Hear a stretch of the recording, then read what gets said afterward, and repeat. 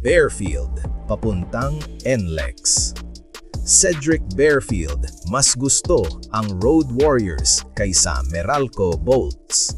Mga kahoops, may bagong pangalan na umiinit sa trade rumors. Isang dating Rookie of the Year runner-up, isang scoring guard na walang preno at posibleng lumipat ng kampo. Cedric Barefield ng Blackwater Bossing ay muling nasa sentro ng usapan. Ayon sa bulong-bulungan na unang lumabas sa post ng isang very legit PBA insider, may interes umano ang Meralco Bolts. Pero ang mas interesting, may sariling pahiwatig mismo si Barefield. Sa isang pahayag na ikinagulat ng marami, tila malinaw ang preference ng guard. Mas pipiliin niya ang NLEX dahil was maganda ang offer. Diretsahan, walang paligoy-ligoy. Ibig sabihin nito, kung may choice siya, NLEX Road Warriors ang target destination. At biglang nag-iba ang tono ng usapan. Quick context lang, ang NLEX ay kilala sa guard-friendly system, may freedom, may pace, at may tiwala sa creators. Isaktong environment na swak sa estilo ni Barefield. Ngayon ang tanong, may space pa ba ang NLEX? Tandaan, ang TNT ay may Jordan heading na, kaya unlikely doon mapunta si Barefield.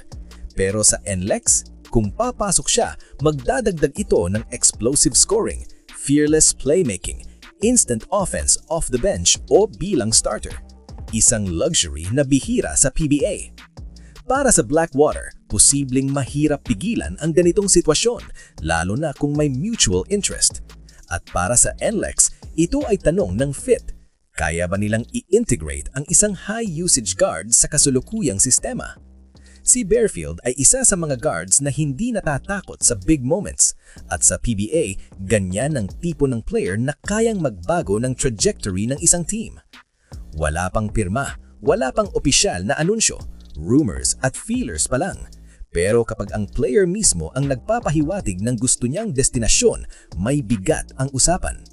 At kung matuloy ang Barefield to NLEX, ito isang galaw na pwedeng magpalakas sa Road Warriors sa tahimik pero deadly na paraan. Mga kahoops, bagay ba si Cedric Barefield sa NLEX system? Mas fit ba siya roon kaysa Meralco o dapat bang panatilihin siya ng Blackwater? Comment nyo dyan ang take nyo.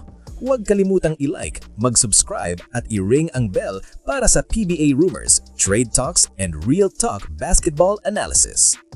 Better late than never, mga kahoops!